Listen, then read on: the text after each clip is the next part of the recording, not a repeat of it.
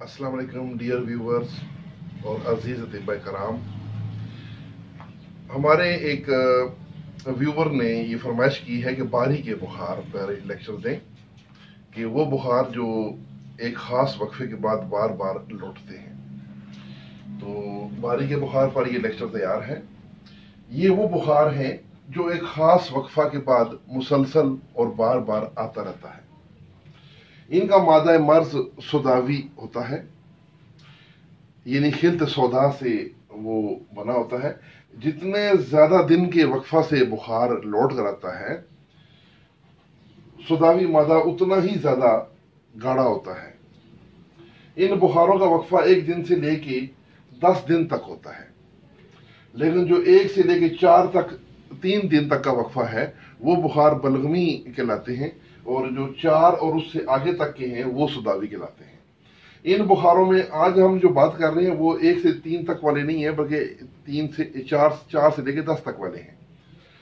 हर वो बुखार जो 4 दिन बाद आए, या हर वो बुखार जो 5 दिन बाद आए, हत्ता कि ऐसा वो बुखार जो हर वो 8, 9 या 10 दिन बाद आए, तो वो मुसलसल उसी वक्फे के बाद आता है।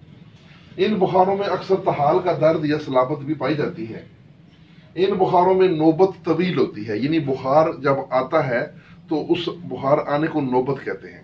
तो जब बुखार आ गया तो वो काफी देर तक रहता है, यानी उसको उतरने में ज्यादा टाइम लगता है, और पसीना भी देर से आता है।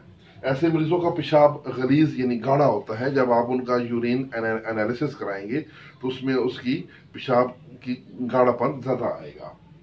कुछ बुखार खालिस सौदा के होते हैं, जो 4 से लेके 10 तक हैं। कुछ बुखार खालिस सौदा के होते हैं। कुछ में दीगर अखलात का अमेज़श होती है, या दीगर अखलात के जलने से वो सौदा में मुंतकिल हुई होती हैं। तो इस लिहाज से इनकी दर्जैल अकसाम बनती हैं: सौदाए सौदावी, सौदाए बलगमी, सौदाए दमवी और सौदाए सुफरावी। याद रखें, सौदाए सुफरावी का वक्फा कम होता है, ये थोड़े दिनों के बाद आएगा। जो सौदाए दमवी है उसका वक्फा उससे ज्यादा होगा। जो सौदाए बलगमी है उसका वक्फा उससे भी ज्यादा होगा। और जिनका वक्फा सबसे ज्यादा लंबा होता है वो सौदाए सौदावी होते हैं। यानी जितना इनका इस तरतीब से मैंने लिखा है, नीचे से ऊपर की जानब इनका वक्फा बढ़ता जाता है। अब हम बात करते हैं इनके इलाज पर। इलाज के लिए सबसे पहले तिब्ब यूनानी के असूल के मुताबिक ऐसे मरीजों का तनकिया करना है। उसके अंदर जो अखलात फासदा हैं उनकी निकासी करनी है, उनको खारिज करना है। तो अगर सौदाए दमवी है तो फसद और हजामा करेंगे। अगर सौदाए सुफरावी हो तो गुलकंद और सकंजबीन मिला के देंगे। अगर सौदाए बलगमी हो तो इब्तिदा में तुरबत देंगे, तुरबत। और अगर सौदाए सौदावी हो तो बस फाइज और अफ्तीमून देंगे। अफ्तीमून जो वो आकाश बेल होती है। और उसके अलावा कर्स अफसंतीन शुरू से आखिर तक देनी है। कर्स अफसंतीन इन मरीजों को शुरू से आखिर तक देनी है। उसके अलावा अगर आपको इन खिलतों की समझ ना लगे कि इसके अंदर खिलत कौन सी है, यानी कौन सी खिलत का बिगाड़ है, सौदाए सुफरावी है, सौदाए दमवी है, बलगमी है, तो फिर आप ज़ैल मुसल जो है ये आप हर मरीज को इस्तेमाल करवा सकते हैं। इसमें हर किस्म की खिलत का खराज हो जाता है। वो इसका नुस्खा नोट कर लें: पोस्त हलीला काबली 15 ग्राम, अफ्तीमून 15 ग्राम, अफसंतीन 15 ग्राम, पोस्त हलीला जर्द 12 ग्राम, असारा गाफस 12 ग्राम, आमला 12 ग्राम, तुख्मे करफस 6 ग्राम, अनिसून 6 ग्राम और बादियान 6 ग्राम। इन सब को जोश देकर इनका जोशादा बना लें। तो ये जो काढ़ा है ये आपने रख लेना फ्रिज में, और हस्बे ज़रूरत, हस्बे उम्र, हस्बे वजन मरीज को दिन में कम से कम 2 दफ़ा रोज़ाना दें, ताकि उसका पेट साफ हो जाए, उसके अंदर से जितनी भी ये गलीज अखलात हैं वो निकल जाए। उसके बाद ये 2 नुस्खे हैं, एक माजून है और एक हब्बे खफीफ है।